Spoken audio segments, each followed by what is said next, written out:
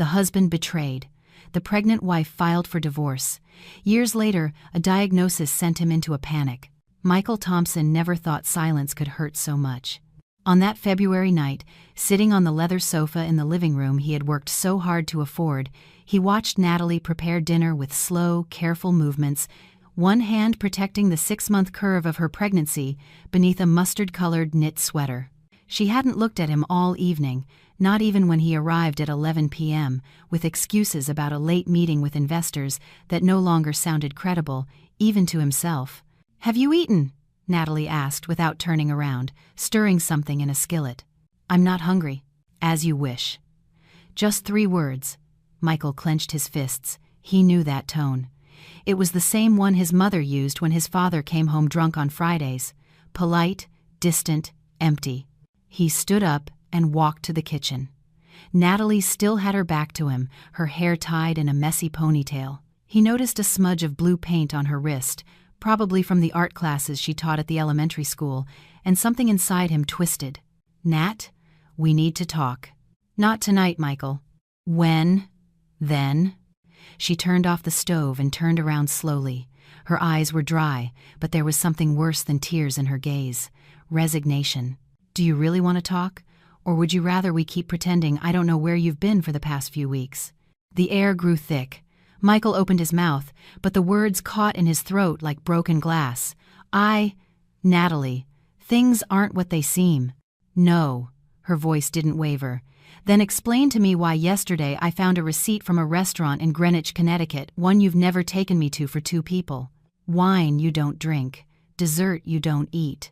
Michael felt the floor shift beneath his feet. It was a business dinner. "Business?" Natalie let out a dry, bitter laugh.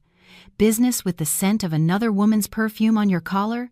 With texts you delete before I can see them? With calls you take on the balcony as if I were deaf? You're exaggerating." "I wish I were." Natalie brought a hand to her belly as if for support. "I wish I were crazy, Michael. I wish this was all just pregnancy paranoia. But it's not." Michael took a step toward her, but Natalie stepped back. "Don't touch me." "Nat, please." "Who is she?" The question landed like a hammer. Michael remained silent, and that silence was all the answer Natalie needed. "I see." Her voice was strangely calm. "How long?" "It's not important." "How long, Michael?" 3 months. Natalie closed her eyes. 3 months. Right after they confirmed the baby was a boy. Right when she had started imagining the 3 of them together, building something worthwhile. "Do you love her?" Michael took too long to answer. "I don't know."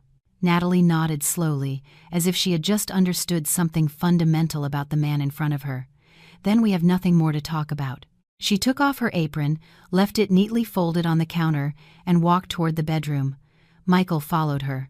"What are you doing?" Natalie opened the closet and pulled out a small suitcase. She started packing clothes without looking at him.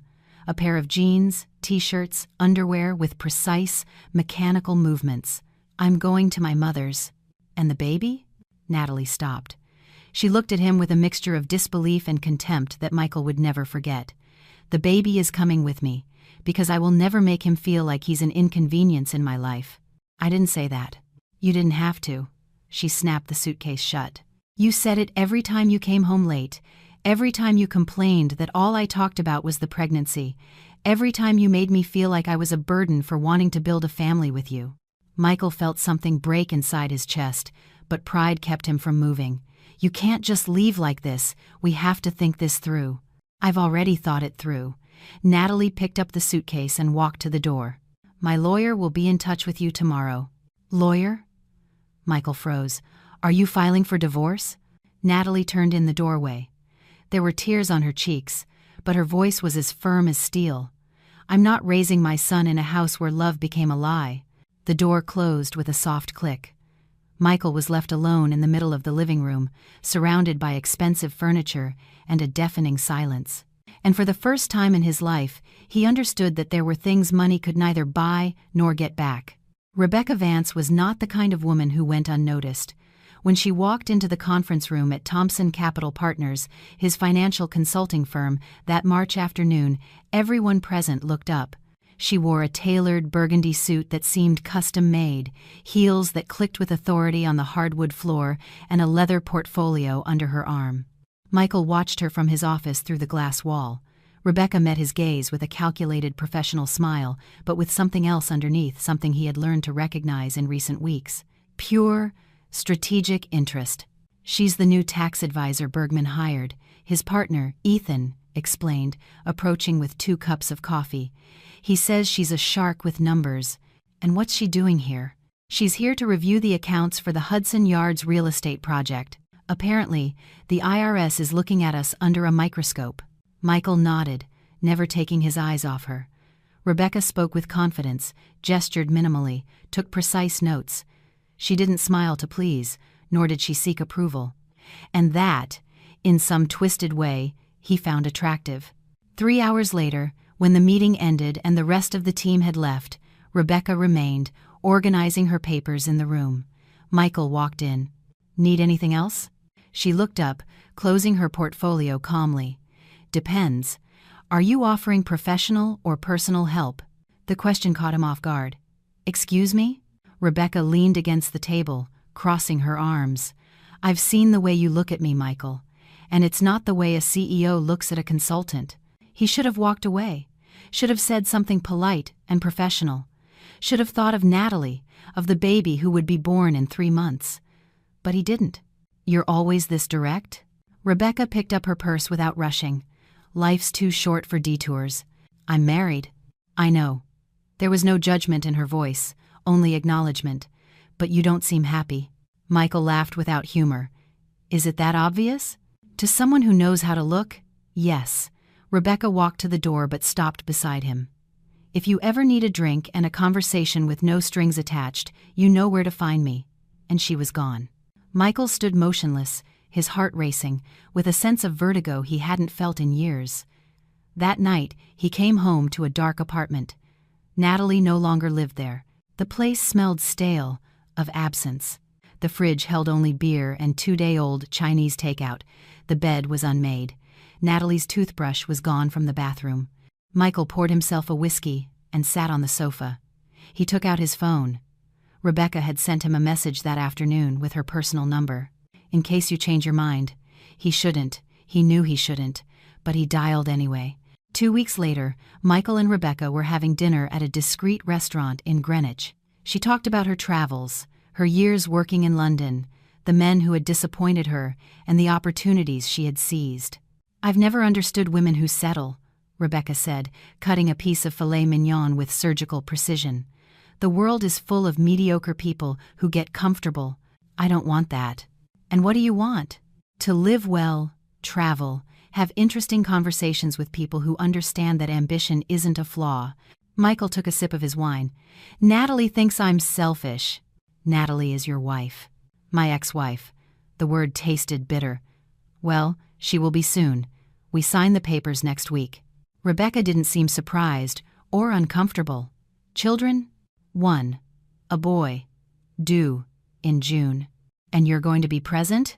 Michael took a moment to answer. "I pay child support every month.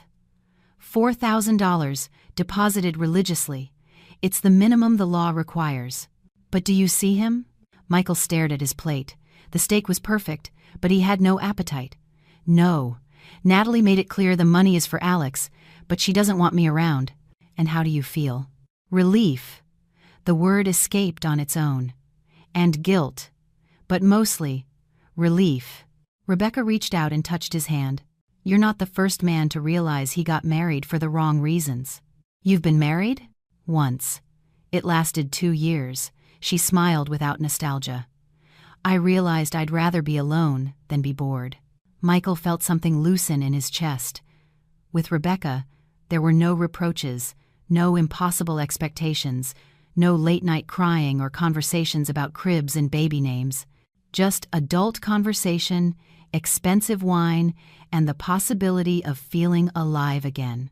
That night, for the first time in months, Michael didn't think about Natalie, or the baby, or the silence he had left behind. June arrived with a suffocating heat. Michael received a text from Natalie's mother. "Alex was born yesterday, 7 pounds, 2 ounces. Mother and son are well. Natalie doesn't want you to come. Michael read the message 3 times. Alex. His son's name was Alex Thompson. He left his phone on his office desk and looked out the window. New York City shimmered under the sun, indifferent. Rebecca walked in without knocking, as she always did. Everything okay? Yeah. Just work. She came closer, kissed his temple, and left a file on his desk. I booked the hotel in Miami. We leave on Friday. 2 weeks, just you and me. Michael nodded. Perfect. Rebecca left the office, humming a song. Michael looked back at his phone. The message about Alex was still on the screen, and for a fleeting second, like a flash of lightning, he felt something like regret. But he crushed it, because it was easier to run than to face it. And Rebecca never asked him to be brave. Rebecca never asked about Alex, and Michael silently thanked her for it. 2 years had passed since the boy's birth, and Michael had built a life carefully designed not to think about what he had left behind. He and Rebecca lived in a penthouse on the Upper East Side. Enormous windows, designer furniture, a terrace with city views that she had decorated with plants she never watered, but which a gardener kept immaculate every Thursday. Everything was perfect. Too perfect. Did you call the driver for tonight? Rebecca asked from the bathroom, applying mascara in front of the lighted mirror. Michael looked up from his laptop. Why do we need a driver? The restaurant is 10 minutes away. Rebecca turned with an expression he knew well, barely contained annoyance. Michael, it's the Hamilton Foundation's charity gala. We are not going to arrive in your car as if we're just anyone. My car is a Lexus. Exactly. Anyone. She turned back to the mirror. Besides, I have a Prada dress that cost $2,500. I'm not going to wrinkle it on a 3-year-old leather seat. Michael closed his laptop with more force than necessary. Sometimes I feel like the only thing that matters to you is appearances. Rebecca froze, the mascara wand suspended in midair. Excuse me? Nothing. Forget it. No. She put down the makeup and walked over, crossing her arms. Say it. What's wrong now? Michael sighed. Nothing, Rebecca. It's just that lately, everything seems to revolve around dinners, events, trips. I can't even remember the last time we had a conversation that wasn't about where to go next weekend. Rebecca looked at him as if he had said something incomprehensible. And what did you expect? To stay home watching TV like retirees? No, but I also don't need to be in a different city every weekend to feel good. Ah, Rebecca let out a dry laugh. I get it. You want the boring version, the slippers and sofa life. I want something real. This is real, Michael. She gestured expansively at the penthouse. You and I built this together. A life most people can only dream of. But do you love me? Or do you just love what I give you? The silence that followed was sharp. Rebecca didn't answer right away. She turned around, picked up her clutch, and touched up her lipstick in the mirror. The driver will be here in 20 minutes. Wear the navy blue tie. And she left the room. Michael was left alone, staring at the tie she had mentioned, hanging perfectly pressed in the closet, navy blue. Like everything in his life with Rebecca, elegant, expensive, and completely empty. The gala at the Plaza Hotel was exactly what Michael expected. Superficial conversations, rehearsed laughter, overpriced wine that no one truly appreciated. Rebecca shone among the crowd, charming and strategic, making contacts, securing invitations, ensuring everyone knew who she was. Michael smiled at the appropriate moments, but his mind was elsewhere. Excuse me, Michael? A voice pulled him from his thoughts. It was Eleanor Hughes, an old college classmate he hadn't seen in years. Eleanor, it's been too long. Way too long. She gave him a brief hug. Still in the financial world? Always. And you? Judge. Family court, mostly. Michael felt a strange pang in his chest. That must be tough. It is, but it's rewarding too. Eleanor looked at him curiously. Hey, didn't you have a son? The question hit him like a punch. Yeah, Alex. He's 2. He's doing well. Do you see him often? Michael took a sip of his champagne. No. His mother lives upstate, in Havenwood. We decided it was for the best. Eleanor frowned. Best for whom? For everyone. Michael. Eleanor lowered her voice. I work with this every day. And let me tell you something. Kids don't need perfect parents. They need present parents. It's complicated. It always is. But it's not impossible. Rebecca appeared at that moment, sliding her arm through Michael's with a perfect smile. "Darling, the Portuguese ambassador wants to meet you." She glanced at Eleanor with polite indifference. "Sorry to steal him away." Eleanor nodded, but before she left, she said to Michael, "Think about it." That night, back in the penthouse, Michael couldn't sleep. Rebecca slept beside him with a silk mask over her eyes and earplugs. She always slept like that. Said she needed absolute silence. Michael got up and went to the living room. From the terrace, New York seemed like a sea of infinite lights. He pulled out his phone. He had Natalie's number saved, though he never used it. He typed a message, then deleted it. Typed it again. "How is Alex?" He hit send before he could regret it. The reply came 20 minutes later. "He's fine. Why are you asking now?" Michael stared at the screen. He didn't have a good answer. Just wanted to know. The 3 dots blinked, disappeared, reappeared. He's learning to talk. He says mama all the time. He doesn't know how to say dada yet. Michael closed his eyes. "Can I see him sometime?" The reply took longer this time. "I don't know, Michael. I don't know if it's a good idea for you to pop in and out of his life whenever you feel like it. I don't want to hurt him." Then be consistent, or don't show up at all. Michael put the phone down on the table. Consistent, a word he had never applied to his life as a father. Behind him, he heard soft footsteps. Rebecca appeared on the terrace, barefoot, her hair disheveled. "What are you doing up?" "Nothing. Couldn't sleep." She leaned against the railing, looking at the city. Was that her? Michael didn't ask how she knew. "Yes. And she wants me to be consistent if I'm going to see Alex." Rebecca was silent for a moment. "And are you going to be?" "I don't know." Rebecca turned to him. There was no anger on her face, just something like resignation. "You know that if you decide to get involved in that part of your life, everything changes between us, right?" "Why?" "Because I didn't sign up to be a stepmother, Michael. Not for shared weekends, not for negotiations with your ex, not for children's birthday parties.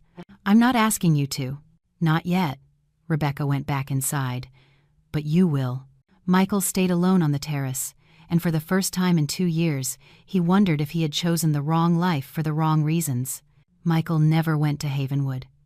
The months passed, and the message Natalie had sent him was buried under dozens of emails, meetings, and dinners with investors. Rebecca never mentioned their conversation again, and Michael convinced himself it was for the best. Alex was growing up somewhere far from the city, and Michael continued building paper empires in offices with city views.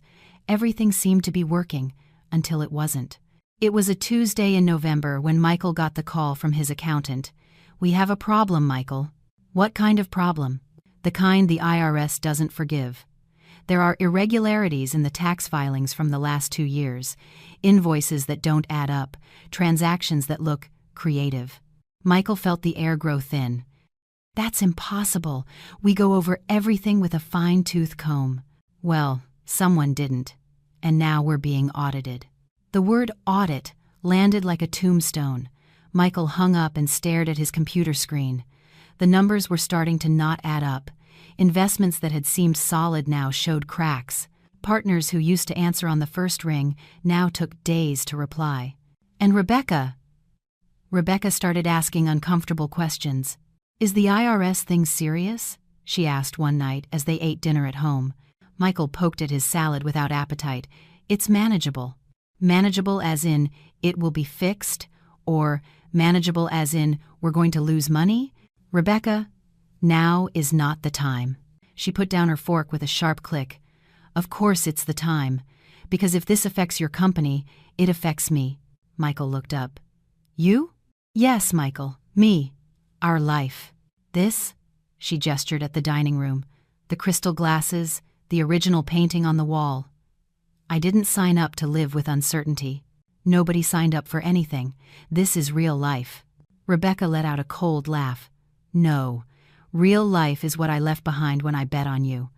I turned down a job offer in London because you told me we had a future here. And we do. Are you sure? Because lately, it feels like everything is falling apart." Michael got up from the table. I need some air. Rebecca didn't try to stop him. The following months were a slow but steady descent. The audit revealed errors that led to fines that forced Michael to sell part of his stake in the company, investors who withdrew their trust, projects that were canceled. And Rebecca. Rebecca began to change. She no longer planned dinners, she didn't talk about trips, she spent hours on the phone in conversations that ended abruptly when Michael entered the room.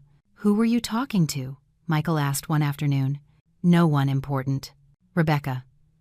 "I know when you're lying to me." She looked at him with a mixture of weariness and something akin to disdain. "Do you really want to have this conversation now? You, who have spent years avoiding talking about anything important? What's that supposed to mean?" "It means you're an expert at running away, Michael. You ran from your marriage, you ran from your son, and now you're running from the problems at your company." The words hurt more than Michael wanted to admit. "I didn't run from my son. I did what was best for him." Rebecca let out a bitter laugh. "What was best for him? Or what was more convenient for you?" Michael clenched his fists. "You don't know what you're talking about." "I know exactly what I'm talking about." Rebecca stepped closer, looking at him intently. "You've spent 4 years telling yourself you did the right thing, but the truth is, you took the easy way out. And now that things are getting difficult here too, what are you going to do? Run away again?" "Rebecca." "I'm tired, Michael." Her voice lost its edge. "Tired of waiting for you to be the man I thought you were. And who did you think I was?" She looked at him for a long moment. Someone strong, someone confident, someone who knew what he wanted and fought for it. "I'm still that person." "No, you're not." Rebecca picked up her purse. "I'm going to my sister's for a few days." "When are you coming back?"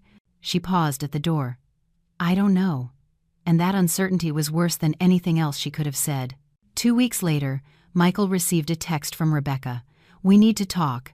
Tomorrow at 7 p.m. at the Algonquin's lobby bar. It's important." Michael arrived 10 minutes early, sat at a table in the back, ordered a coffee he didn't touch, and waited. Rebecca entered on time, as always. She wore a pearl gray coat Michael hadn't seen before. She sat across from him without kissing him, without smiling. "Thanks for coming," she said. "You said it was important." Rebecca took an envelope from her purse and placed it on the table. "Lease documents. The contract is in your name. I've already moved my things out." Michael stared at the envelope without touching it. "You're leaving for good?" "Yes." "Is there someone else?" Rebecca took a moment to answer. "Yes, someone I met at a conference last month. His name is Jason. He has an import company, lives in San Francisco." Michael felt a sting, but it was more wounded pride than real pain. "How long have you been with him?" 3 weeks. Rebecca didn't look away. "I didn't cheat on you, Michael. I made the decision to leave before I started anything with him." "How noble of you." "I didn't come here to fight." Her voice was firm. "I came to end this with honesty." "Honesty?" Michael let out a bitter laugh. "Now you care about honesty." "I always cared." "I was never dishonest about what I wanted, Michael. From the beginning, I told you I liked to live well, to travel, to have a comfortable life. I never promised you till death do us part, or that I'd be there through thick and thin. But we were together for 4 years. Yes, and they were good years, while they lasted." Rebecca leaned forward. "But you changed. Or rather, your situation changed, and I didn't sign up for this." "For what? To be with someone who has problems? To be with someone who's broken inside and does nothing to fix himself?" Her words were like knives. "Michael, you don't need me. You need therapy. You need to face what you did to your family. You need to decide who you want to be. And you decided you didn't want to be around while I figured it out." "Exactly." There was no malice in her voice, only brutal sincerity. "Because I'm not your savior. I'm not your therapist. And I'm definitely not Natalie." The name landed like a bomb. What does Natalie have to do with this? Everything. Rebecca leaned back in her chair. It was always about her. I was just an elegant distraction from what you really lost. Michael couldn't argue. And now what? You're moving to San Francisco to start over? Yes. Jason offered me a job with him. Good position, good salary. He's a good man. Stable. Rich, you mean? Rebecca smiled without humor. That too. I'm not going to apologize for knowing what I want, Michael, or for choosing someone who can give it to me without falling apart. She stood up, leaving money on the table for her untouched coffee. I wish you the best. I really do. I hope you find what you're looking for. Rebecca. Wait. She stopped. What? Michael looked at her, searching for the right words. Did you ever feel anything real for me? Rebecca thought for a moment. I felt admiration, attraction. I enjoyed your company. But love? She shook her head. No, and I don't think you ever really loved me, either. You're right. I know. Rebecca pulled on her gloves. Take care of yourself, Michael, and for God's sake, call your son. And she left. Michael sat alone in the bar, staring at the envelope with the lease papers. For the first time in years, he felt something like clarity. Rebecca was right, about everything. Michael spent the next few days alone in the penthouse. The silence was deafening. The plants on the terrace began to wither because the gardener had stopped coming. Bills piled up on the dining table. The refrigerator was empty. One night, sitting on the sofa with a warm beer, Michael took out his phone. He scrolled through old photos and found one of Natalie, pregnant, smiling against a sunset in upstate New York. He had taken it months before everything fell apart, and for the first time in years, he allowed himself to feel what he had been avoiding: regret. Not the superficial kind you apologize for with flowers and empty promises, but the kind that aches in your bones, that wakes you up at 3 a.m., that makes you wonder who you would be now if you had made different choices. He dialed Natalie's number. It rang 3 times. 4, 5. Michael? Her voice sounded confused, half asleep. Sorry to call so late. What's wrong? Are you okay? That simple question, filled with genuine concern, almost destroyed him. No, I'm not okay. There was a silence. What do you need? To talk. Just to talk. Michael, it's 2 a.m. I know, and I'm sorry. But I don't have anyone else. Natalie sighed. Rebecca left. She's gone. Where did she go? I don't know. She said she's tired of me. Another silence. Michael, I can't be your emotional safety net every time things get rough. I'm not asking for that. Then what are you asking me for? Michael closed his eyes. Natalie, I've been paying child support for 4 years. $4,000 a month, just like the court ordered. But I never tried to be more than a bank transfer. A long silence followed. I know, Michael. And Alex has clothes, food, and a roof over his head because of it. But money isn't presents. I know. That's why I'm calling. I wanted to hear your voice and know that Alex is okay. Alex is fine. He's 4.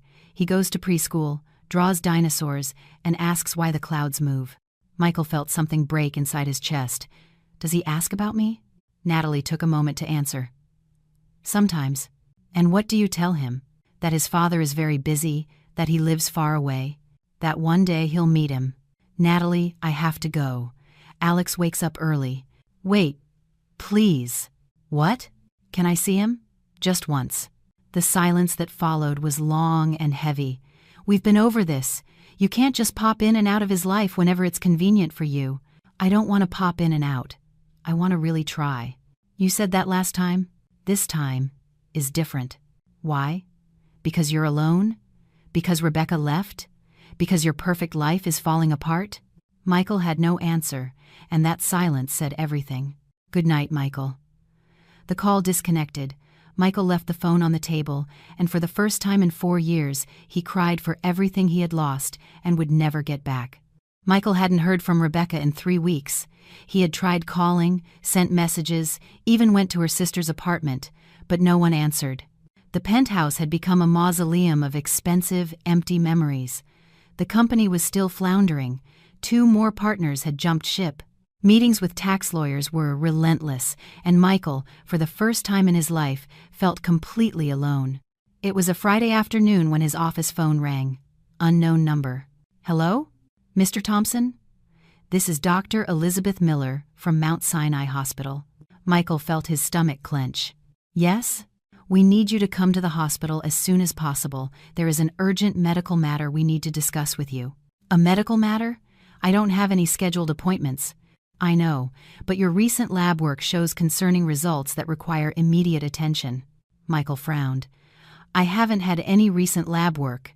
According to our records, you had an executive physical 3 weeks ago at our private unit. Michael vaguely remembered.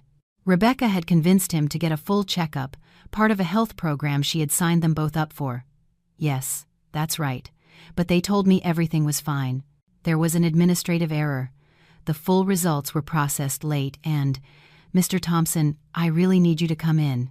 This is not something that can be discussed over the phone. The doctor's tone was firm but loaded with something Michael recognized, professional concern. When? Today, if possible. I have an opening at 7 p.m.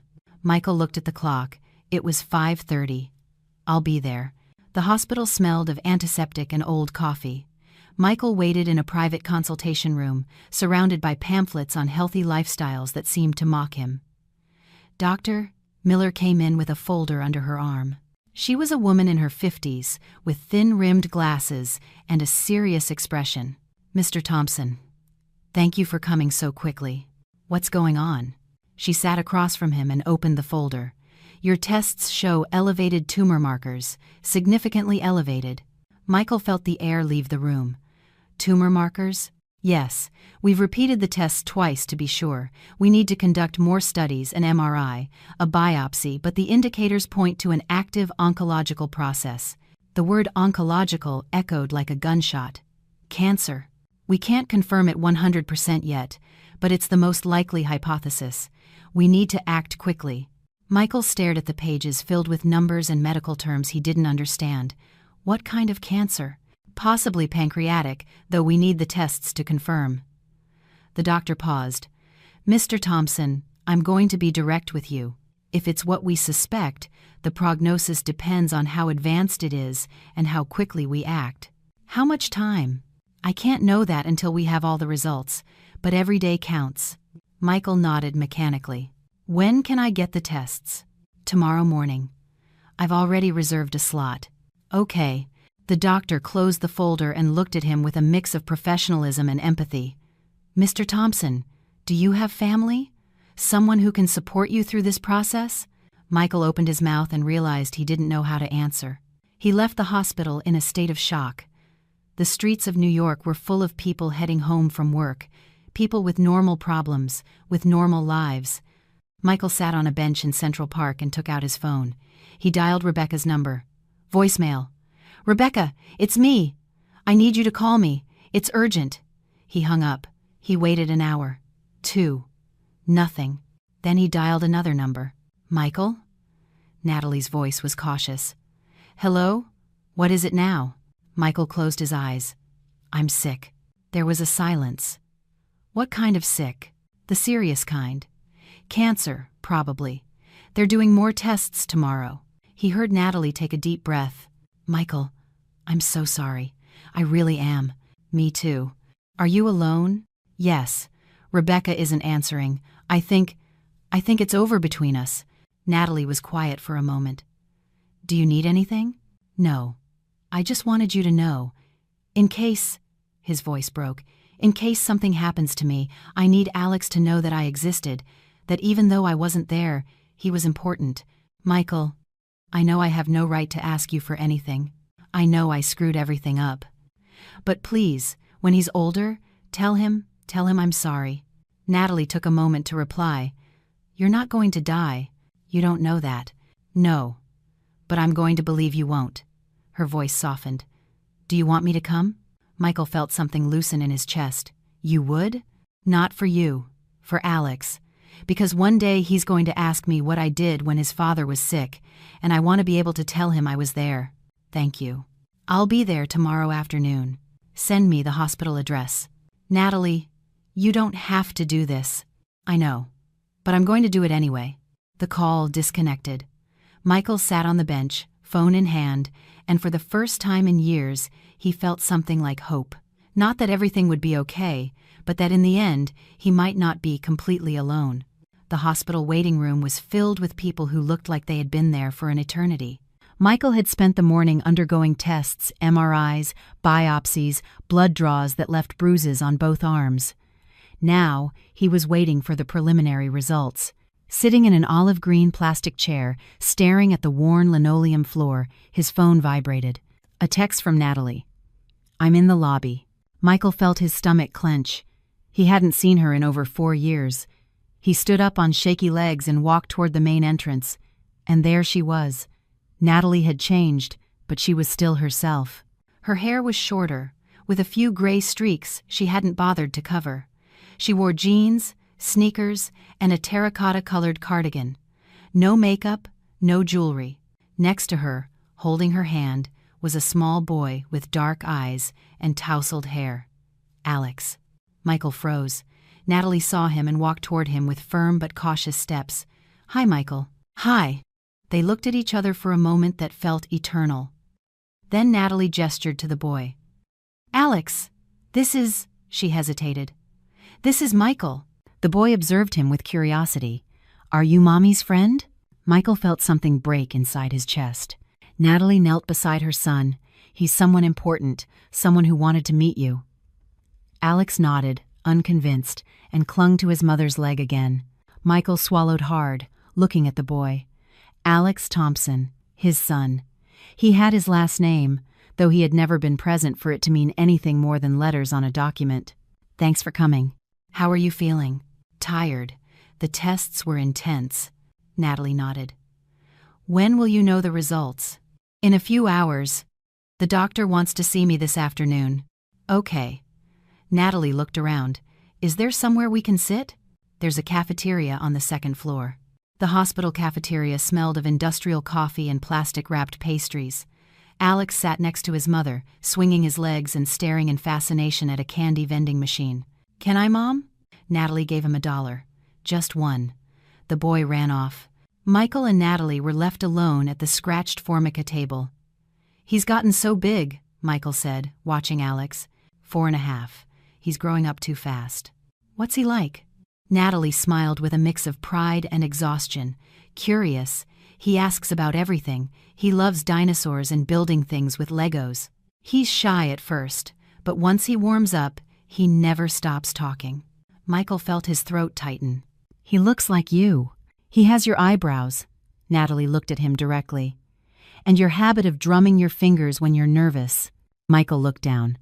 Sure enough, he was drumming his fingers on the table. He stopped. "Natalie, She held up a hand. "We didn't come here for that. But I need you to know. Michael, if you're going to apologize, save it." Her voice was firm but not cruel. "I didn't come to hear regrets. I came because my son has a right to know his father. Even if that father was never there." The words hurt, but Michael accepted them. "You're right. I know I am." Alex ran back with a strawberry lollipop in his hand. "Look, Mom." "Very nice, sweetie, but save it for after lunch." The boy nodded and sat down again, now looking at Michael more closely. "Are you sick too?" Michael blinked. "Yes." "Does it hurt?" "Sometimes." Alex looked at him solemnly. "It hurt me a lot when I fell off the swing. Mommy put a Spider-Man Band-Aid on it." Michael couldn't help but smile. "And did it work?" "Yeah, Spider-Man Band-Aids are the best." Natalie stroked her son's hair. "Alex, why don't you go look at the fish in the aquarium by the entrance? It's right over there, see?" The boy nodded and ran off. Natalie waited until he was out of earshot before speaking. "I haven't told him who you are." "Why?" "Because I don't know if you're going to stay." She looked at him intently. "And I'm not going to let you hurt him." "Natalie, I want to be in his life." "Since when? Since yesterday? Since you got a diagnosis that scared you?" Michael had no defense. "You're right. I'm late. I'm showing up when I no longer have any right to be here." His voice broke. "But if I don't have much time left, I want him to know I existed. That even though I did everything wrong, he was never a mistake." Natalie closed her eyes. "Michael, you can't just show up now, build a bond with him, and then leave." "I don't want to leave." "You may not have a choice." The silence that followed was heavy, laden with truths neither wanted to speak. "What did the doctor say?" Natalie finally asked. "That it's serious, that it depends on how advanced it is, that the treatment will be hard. And Rebecca?" Michael let out a bitter laugh. "Rebecca disappeared weeks ago. I left her a message about the diagnosis. She never replied. Natalie looked at him with something like compassion. I'm sorry. I'm not. But I understand something now. Michael leaned forward. Rebecca never loved me. She loved what I represented, the money, the status, the comfortable life. And when that started to crumble, she left. And what did you feel for her? Michael took a moment to answer. Comfort. Admiration, maybe. But it was never... He paused. It was never what I had with you. Natalie looked away. It's too late for those conversations. I know. But I needed to say it. Alex came running back. Mom, there's a huge orange fish. Natalie smiled and lifted him into her arms. There is? And what else did you see? A blue fish, and one with stripes. Michael watched them, and in that moment, with painful clarity, he understood everything he had lost. Not just a son, but a family. A life that could have been real simple, imperfect, but true. And now, there might not be enough time to get it back. Only enough time to say goodbye to it. Dr. Miller didn't waste time. The diagnosis is stage 3 pancreatic cancer. It has spread to nearby lymph nodes, but it has not yet metastasized to other organs. Michael sat in the consultation room with Natalie by his side. Alex had stayed in the cafeteria with a nurse who had promised to show him the emergency carts. What does that mean? Michael asked. It means it's operable, but the prognosis is guarded. The doctor folded her hands on the desk. We need to perform surgery urgently, followed by aggressive chemotherapy. The treatment will be hard, very hard. How long? Between 6 and 8 months of treatment. Without it, you'd have less than a year, probably. The words landed like stones. Natalie clenched her fists in her lap. And if he undergoes the treatment? She asked. The doctor looked directly at Michael. The statistics aren't optimistic. The 5-year survival rate for this stage is approximately 20%. But every patient is different. I've seen miracles, and I've also seen failures. Michael nodded slowly. When do we start? The surgery is scheduled for 4 days from now. We need that time to prepare you, physically and emotionally. Then comes the chemo. Okay. The doctor leaned forward. Mr. Thompson, I need you to understand something. This treatment will change everything. Your work, your daily life, your energy. You are going to need support. Do you have someone who can be with you? Michael glanced at Natalie. She said nothing. I will, he answered, though he wasn't sure if it was true. They left the hospital in silence. Natalie walked, holding Alex's hand, who was hopping on the lines of the sidewalk tiles, oblivious to the gravity of the moment. Michael? The boy asked suddenly. Yeah? Are the doctors going to make you better? Michael stopped. He crouched down to be at the boy's level. They're going to try. My friend Dylan was sick, and the doctors fixed him. Now he plays soccer again. That's good. Alex looked at him with those dark eyes, so much like his own. I hope you get better too. Michael felt his throat tighten. Thanks, champ. Natalie gently tugged on Alex's hand. Come on, sweetie. We have to get back. We're going back to Havenwood tomorrow. We're staying in a hotel tonight. Michael stood up. Natalie, wait. She turned. What? Can we have dinner together? The 3 of us? Just for tonight? Natalie hesitated. Michael, please. I don't know how much more time. He stopped. I just want to spend some time with him, with you. Natalie looked at Alex, who was watching her with hope. Mom, can we? She sighed. Okay, but nothing fancy. Alex gets tired easily. I know a place near here. Simple, good for kids. The restaurant was a small Italian place in the East Village with red and white checkered tablecloths and a margarita pizza the owner claimed was the best in the city. Alex was thrilled. He got tomato sauce on his hands, ordered lemonade with a straw, and talked non-stop about the dinosaurs he had seen in a documentary. Did you know the T-Rex had really small arms? He said, gesturing with cheese-covered hands, but his teeth were this big. Michael smiled. I didn't know that. It's true. Mom confirmed it. Natalie patiently wiped Alex's hands with a napkin. I confirmed we saw it in the documentary, not that I'm an expert on dinosaurs. But you know everything, Mom. I wish, sweetie. Michael watched them with a mix of tenderness and pain. This was the life he had rejected. Simple dinners, conversations about dinosaurs, tomato-stained hands, genuine laughter. And he had chosen formal dinners, empty conversations, and a woman who never truly asked how he was. "What are you thinking about?" Natalie asked. Michael blinked. "Nothing. Just how much I've missed." Natalie didn't reply. Alex yawned. "Mom, I'm sleepy." "I know, sweetie. We're almost done." Michael paid the bill while Natalie helped Alex put on his jacket. They walked out into the street. The New York night was cool, with that characteristic smell of wet pavement and exhaust. "Where's your hotel?" Michael asked. "Near Penn Station." "I'll walk you." "You don't have to." "Please." Natalie looked at him for a long moment.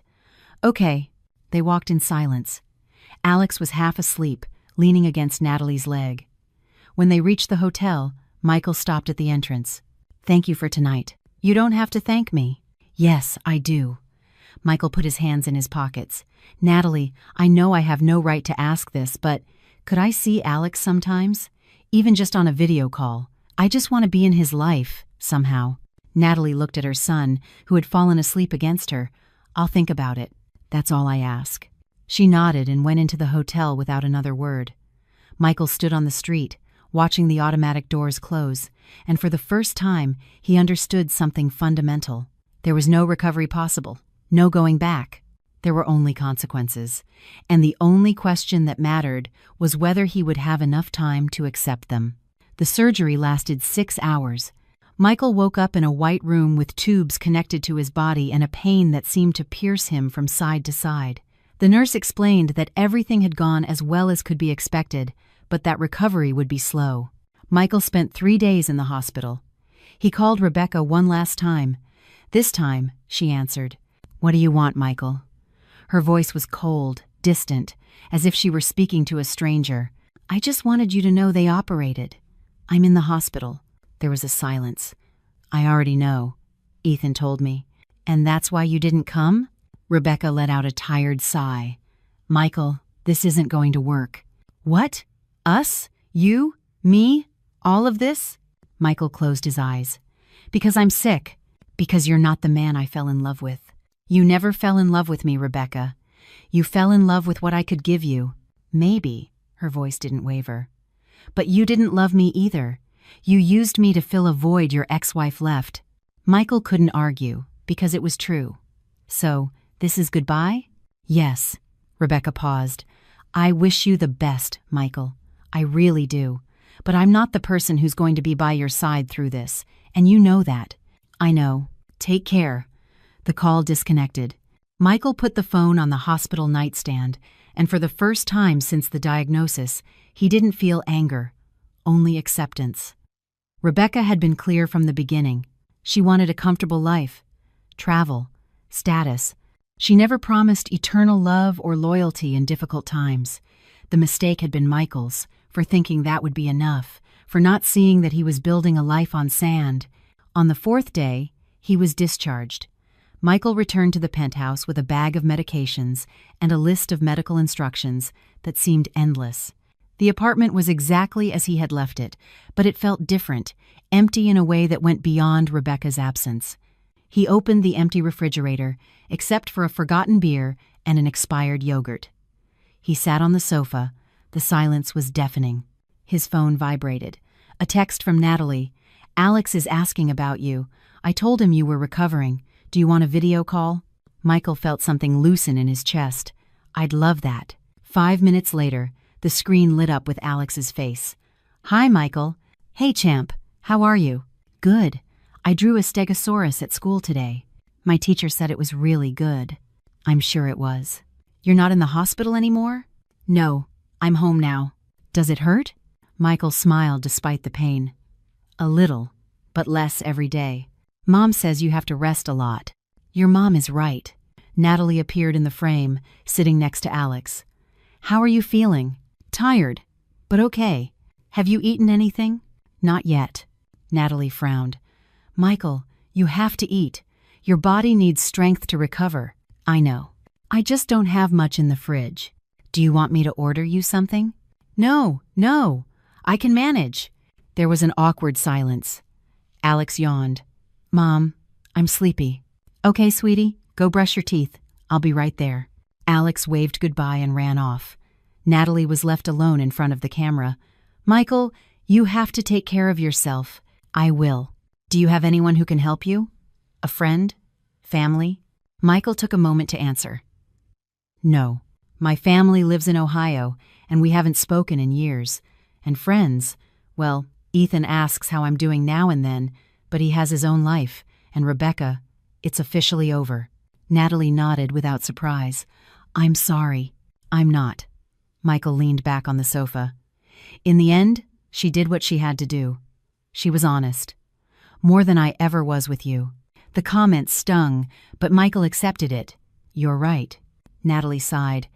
"Listen, Michael, I'm not getting back together with you. I'm not going to forgive what happened." She paused. "But I'm not going to leave you alone in this." "What do you mean?" "I mean, you can call when you need to talk. Alex can call you. And if you need help with anything medical, you can tell me." "Natalie, you don't have to." "I know, but I'm going to do it anyway." She looked at him intently.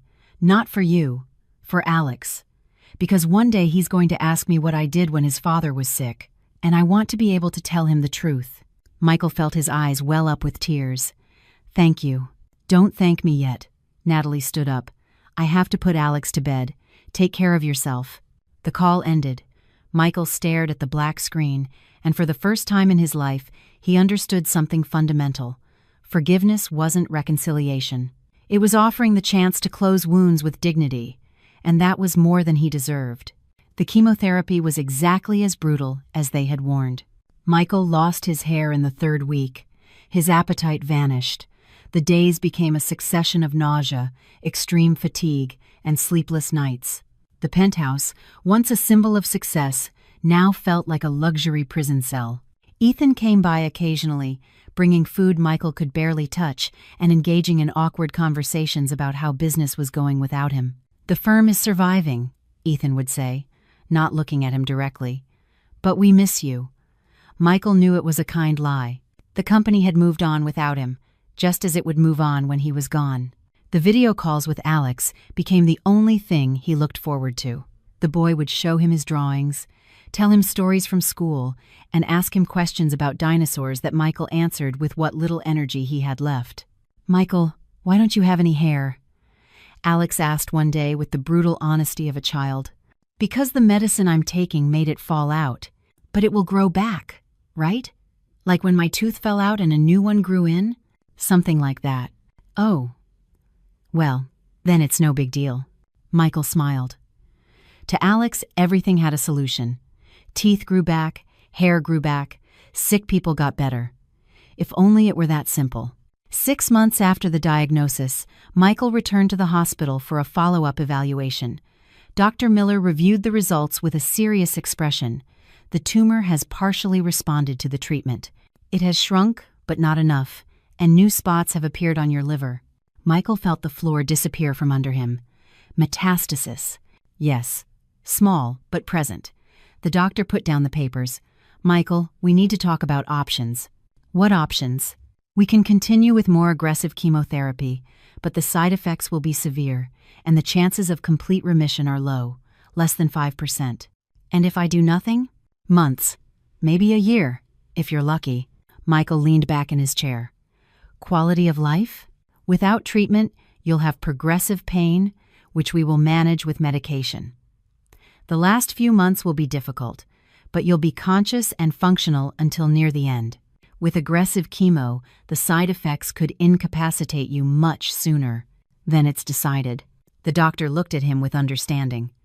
"Do you want a second opinion?" "No," Michael shook his head. "I want to live what I have left, not survive connected to machines." "That's a brave decision." "No, it's a selfish decision," Michael stood up. "But it's the only one I can make."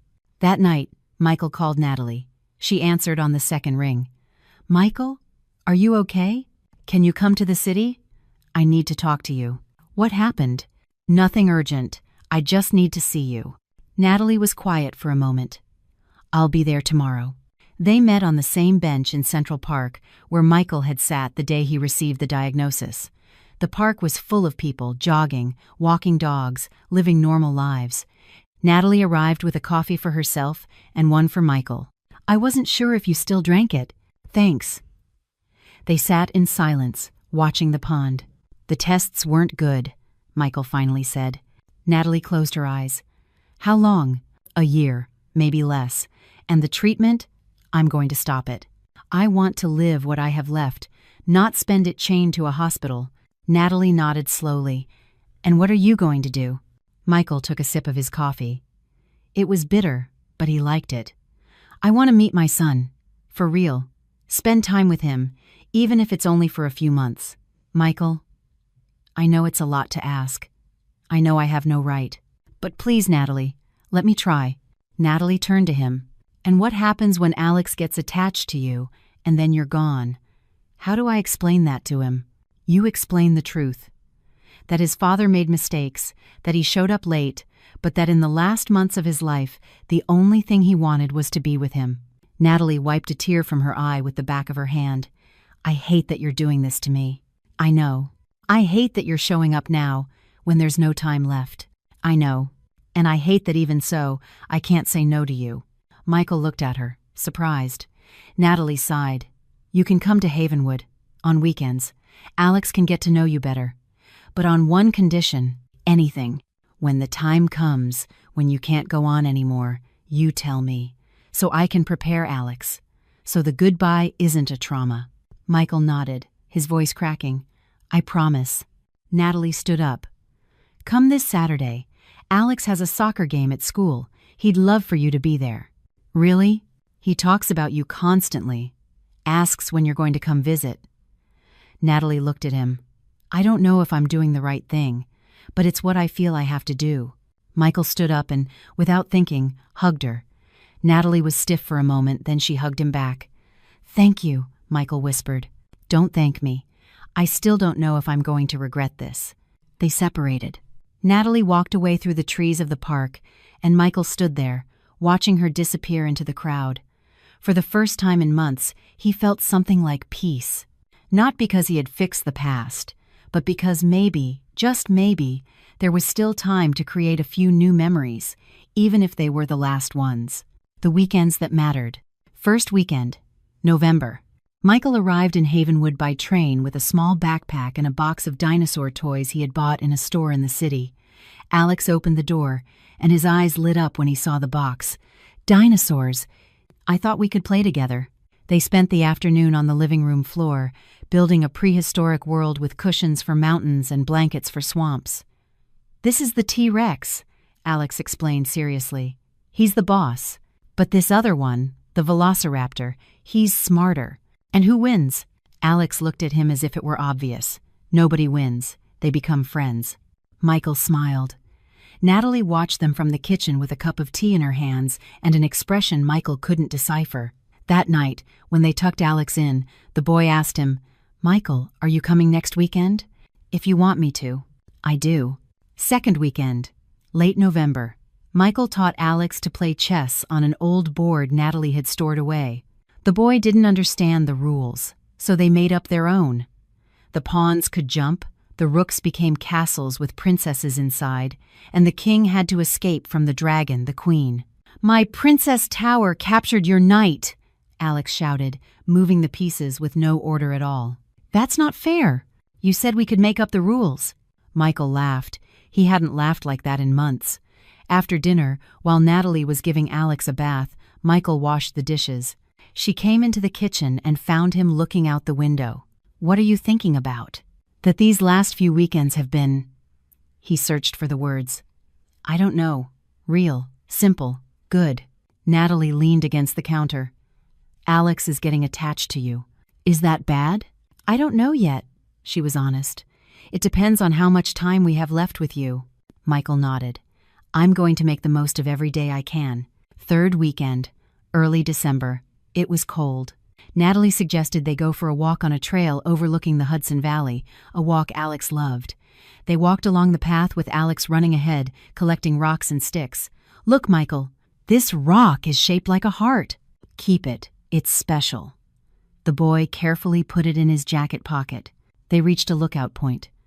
The view was spectacular, the river winding between the cliffs, bare trees, a gray winter sky. Alex sat on a bench, swinging his legs. "Michael, does it hurt?" Michael sat next to him. Natalie stood a few feet away, giving them space. "Sometimes, but the doctors give me medicine to make it hurt less." "And are you going to get better?" Michael swallowed.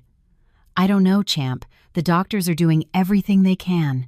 Alex looked at him with those dark eyes, so much like his own. "I pray for you every night." Michael felt his throat close up. "You do?" "Yeah. I ask God to heal you, so you can come visit more often." Michael hugged him. Alex clung to him tightly. When they separated, the boy had tears in his eyes. "I don't want you to go." "I don't either, champ. I don't either." Natalie came over and put a hand on Michael's shoulder. She didn't say anything. She didn't have to. December arrived with a biting cold and gray skies over Havenwood. Michael had spent the last few weeks traveling between New York City and Havenwood every weekend, clinging to every moment with Alex as if they were diamonds. But his body was starting to demand payment. It was a Friday afternoon when Michael called Natalie from the city. "I'm not going to be able to make it this weekend." "Are you okay?" "Yeah, just tired. The doctor says I need to rest." There was a silence. "Michael, tell me the truth. What's going on?" He looked out his apartment window. The city stretched out, gray and distant. "The pain is getting worse. The painkillers aren't working as well as they used to." "How much time do you have left?" Michael closed his eyes. "Weeks. Maybe a month, if I'm lucky." He heard Natalie take a deep breath. "Come stay here." "What?" "In Havenwood. Bring your things. Stay with us." "Natalie, I can't ask you to do that." "You're not asking. I'm offering." Her voice was firm. "You're not going to die alone in that empty apartment in the city. And Alex deserves to be with you for as long as possible." Michael felt his throat tighten. "Are you sure?" "No, but it's the right thing to do." 3 days later, Michael arrived in Havenwood with 2 suitcases and a bag full of medications. Natalie had prepared the guest room for him. It was small, simple, with a single bed and a window that looked out onto an inner courtyard. Nothing like the penthouse in the city, but it was a home. "Thank you," Michael said, setting down his bags. "The rules are clear," Natalie said. "Alex can't see you when you're really sick. I don't want his last memory of you to be—" "I understand. And if the time comes when you need to go to the hospital, you tell me. No heroics." "Okay." Natalie nodded and left the room. Michael sat on the bed, looking around. For the first time in months, he didn't feel alone. The first few weeks were strangely normal.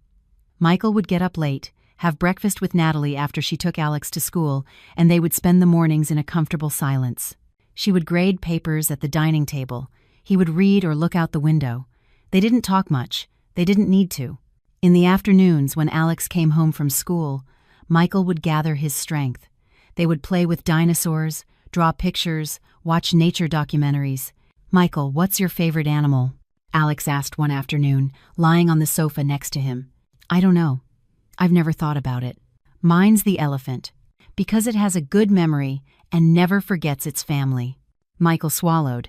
"That's a good animal." Alex snuggled against him. "I don't want to forget you." "You won't, champ. I promise." But the pain grew worse. Some days, Michael couldn't get out of bed. Natalie would bring him breakfast, help him with his medications, and sit beside him in silence. "You don't have to do this," Michael would say. "I know." "Why then?" Natalie took a moment to answer. "Because even though I don't love you anymore, I don't hate you either. And nobody deserves to die alone." One night, Michael heard voices in the hallway. Alex was crying. "But I want to see him, Mom." "Sweetie, Michael isn't feeling well today. Is he going to die?" Natalie was quiet for a moment. "Yes, honey. Someday, yes. When? I don't know. But while he's with us, we're going to take care of him." "Okay. Okay." Michael closed his eyes, tears rolling down his cheeks. Christmas came quietly. Natalie put up a small tree in the living room. Alex decorated it with mismatched ornaments and a crooked star on top. Michael watched them from the sofa, wrapped in blankets. "Want to help?" Alex asked. "I don't have much strength, champ. Can you put this one here?" He handed him a red ornament. It's the prettiest one. Michael hung it with trembling hands on the lowest branch. Perfect, Alex said, smiling. On Christmas morning, Alex gave him a drawing. It was Michael, Natalie, and him, holding hands under a yellow sun. It's us, Alex explained. A family. Michael carefully saved the drawing as if it were the most valuable thing in the world. Because it was. New Year's came without fireworks. Natalie put Alex to bed early, then sat with Michael on the sofa with 2 untouched glasses of champagne. I didn't think I'd make it to January, Michael said. Me neither. Thank you for these months, for letting me be a part of his life. Natalie looked at him. I didn't do it just for you, Michael. I did it for Alex, and for me, because I needed to close this chapter with peace. Did you find it? She nodded slowly. I think so. I'm not angry anymore, just sad. Me too. They sat in silence, watching the clock strike midnight. When the chimes ended, Natalie raised her glass, to endings that hurt but heal. Michael clinked his glass against hers, to endings that hurt but heal. The first week of January, Michael's condition worsened drastically. The pain was constant. He could no longer get up without help. He barely ate.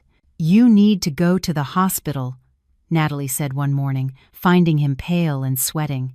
No, not yet. Michael, please, just a few more days. I want to be here. Natalie closed her eyes. Okay, but if you get any worse, I won't have a choice. I know. Alex stopped going to school during those days. He spent the afternoons drawing silently in the living room, casting worried glances toward Michael's room. Can we play dinosaurs? He asked one afternoon. Natalie shook her head. Michael is resting, sweetie. But we played yesterday. I know. But today he needs to sleep. Alex nodded, his eyes filled with tears he was trying to hold back. Mom, are you going to tell me when it's going to happen? When Michael is going to go away? Natalie knelt beside him. Yes, sweetie, I promise I will. So you can say goodbye. And after that, we're going to remember him.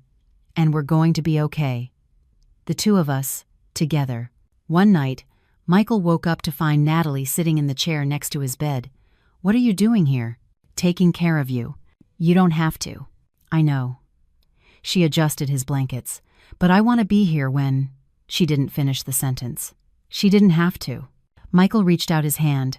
Natalie took it. Natalie, I need you to know something. What? These last few months have been the most important of my life. Not because of what I had, but because of what I gave. For being present. For being a father, even if it was late. Natalie nodded, tears in her eyes. I know, Michael. And Alex will know too. You'll tell him? When he's older? You'll tell him that in the end, I tried? I'll tell him. I promise. Michael closed his eyes, feeling the pain dull just a little. Thank you for everything. For letting me be loved again. For forgiving me without forgetting. For being a better person than I ever deserved. Natalie leaned in and kissed his forehead. Rest, Michael. And for the first time in weeks, Michael slept peacefully, knowing that when the end came, he would not be alone. January 15th dawned gray and cold in Havenwood. Michael had had a difficult night. He was breathing with difficulty, drifting in and out of consciousness. At 6 a.m., Natalie called the doctor. He doesn't have much longer, Dr. Ruiz said after examining him. It's a matter of hours. Should I take him to the hospital? Leave him here, Natalie said. It's what he wants. The doctor nodded and left pain medication. Call me if you need anything. I'll be nearby. At 8 a.m., Natalie woke Alex. Sweetie, come with me. The boy rubbed his eyes. What's wrong, Mom? Natalie knelt in front of him, holding his hands. Michael is very, very sick today. He's probably going to go away today. Alex's eyes filled with tears. To heaven? Yes. Can I say goodbye? Natalie nodded. Yes, but you have to be brave, okay? He won't be able to talk much. He's very tired. Alex got dressed in silence, tears rolling down his cheeks. They entered the room together. Michael was lying down, pale as wax, his eyes half closed. When he saw Alex, he tried to smile. Hey, champ. Alex approached the bed, climbed up carefully, and snuggled next to Michael. I don't want you to go. Michael raised his hand with effort and stroked the boy's hair. I don't want to go either. Does it hurt a lot? Not anymore. I almost don't feel anything now. Alex clung to him. Will you watch me from heaven? Always. Michael breathed with difficulty. I'll be at every soccer game, with every ice cream cone, in every dinosaur drawing. Really? Really. Alex stayed hugged to him for a long time. Then Natalie gently touched his shoulder. Sweetie, let Michael rest a little. But you can come back later, I promise. Alex sat up, wiped his tears, and kissed Michael's cheek. I love you, Michael. Michael closed his eyes, tears falling down his temples. I love you too, champ. Natalie led Alex out of the room. The boy stayed in the living room, drawing with trembling hands. Natalie went back to the room and sat next to Michael. Is Alex okay? He said. He's drawing. Michael nodded weakly. Thank you for letting me know him. Thank you for trying. Natalie took his hand.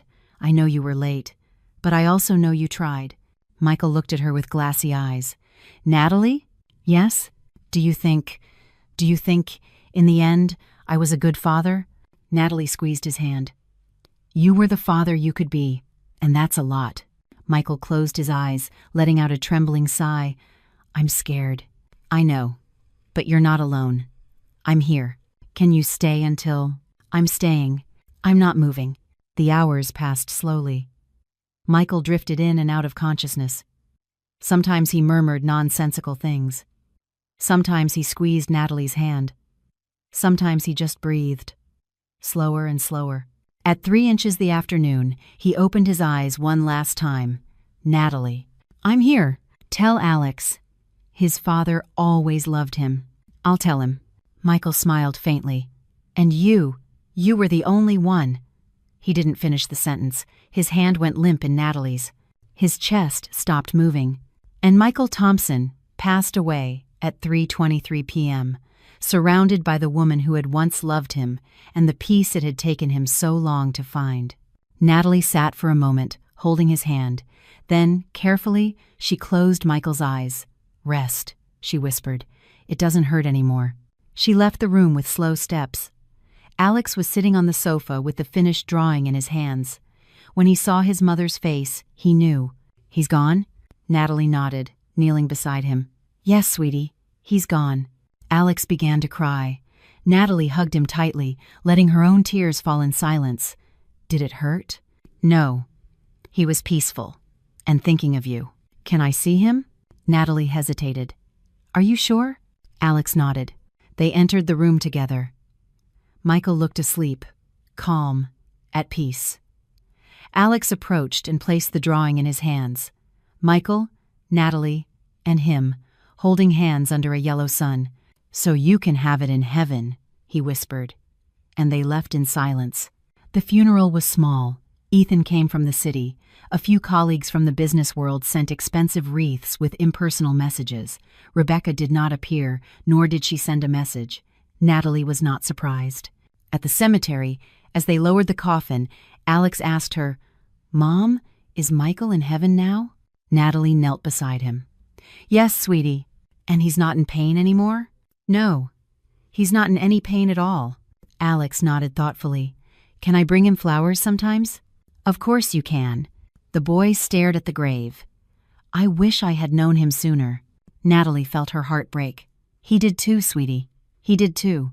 2 weeks after the funeral, a certified letter arrived at Natalie's house. It was from Michael's lawyer. Inside was a letter and some legal documents. Natalie opened the letter with trembling hands. Dear Natalie, if you are reading this, it means I'm gone. I know I have no right to ask you for anything else. You already gave me far more than I deserved. Time with my son, dignity in my final days, and the chance to try to be a father, however late. I have left instructions for the apartment in the city to be sold. After paying off the business debts, medical expenses, and estate taxes, there should be about $85,000 left, which will go entirely into an account in Alex Thompson's name. It's not the fortune I once had, but it should be enough for his college education when the time comes. I don't want you to think I'm trying to buy something with this. I can't buy back the years I lost. I can't buy his childhood. I just want him to have opportunities I squandered. I'm also leaving something for you, Not money, because I know you wouldn't accept it, but a truth I need you to know. You were the only woman who ever truly loved me, and I was too much of a coward to value it. Rebecca gave me comfort, luxury, a life that looked perfect from the outside, but she never asked how I really was. She was never there in the difficult moments. She never knew me. You did, and I ruined it all. I don't expect you to forgive me. I only hope that one day, when Alex asks about me, you can tell him that his father finally understood what really mattered. Not the money, not the status, not the appearances, but the love that stays, the kind that doesn't run when things get hard. The kind that builds simple memories, soccer games, ice cream cones, afternoons with dinosaurs. Thank you for giving me those last few months. They were the most valuable of my life. Take care of our son. Tell him I loved him from the moment I knew he existed, even if I didn't know how to show it. With all my regret and my gratitude. Michael. Natalie left the letter on the table. She cried. Not for the man Michael had been for most of their relationship, but for the man he could have been if he had chosen differently. Years later, when Alex was 12, he asked his mother about his father. Natalie showed him photos, told him stories, and gave him the letter Michael had written. Was he a good person, Mom? Natalie considered her answer carefully. Your father made mistakes, Alex. Big mistakes. He chose things that glittered on the outside but were empty on the inside, and it cost him a great deal. Did he love us? Yes. Late. But yes. And in his last months, he tried to prove it. Alex looked at the photo of Michael at the soccer game, smiling in the stands. I wish I'd had more time with him. Natalie hugged her son. He did too, sweetie. He did too. Michael Thompson had everything many desire. Money, success, a life of luxury. But he lost the only thing that truly mattered. Time with the people who genuinely loved him. Rebecca never reappeared. She moved on with her life, found another successful man, and repeated the same pattern. Because for her, people were always interchangeable. What mattered was the lifestyle. Michael learned too late that real love isn't the kind that shines. It's the kind that stays when everything else falls apart. It's the one that holds your hand in a hospital room. It's the one that forgives without forgetting. It's the one that gives you one last chance to do things right, even when there isn't enough time left. The decisions we make today build the life we will have tomorrow. We can choose what glitters, what impresses, what makes us feel important on the outside. Or we can choose what is real, what sustains us, what remains when everything else disappears. Michael chose poorly and paid the highest price, living without what truly mattered and dying knowing he was too late. Rebecca never had to pay anything because she never promised love, only convenience. And convenience doesn't leave scars, only emptiness. Regret doesn't heal what abandonment destroyed, but the dignity of trying, even late, does matter.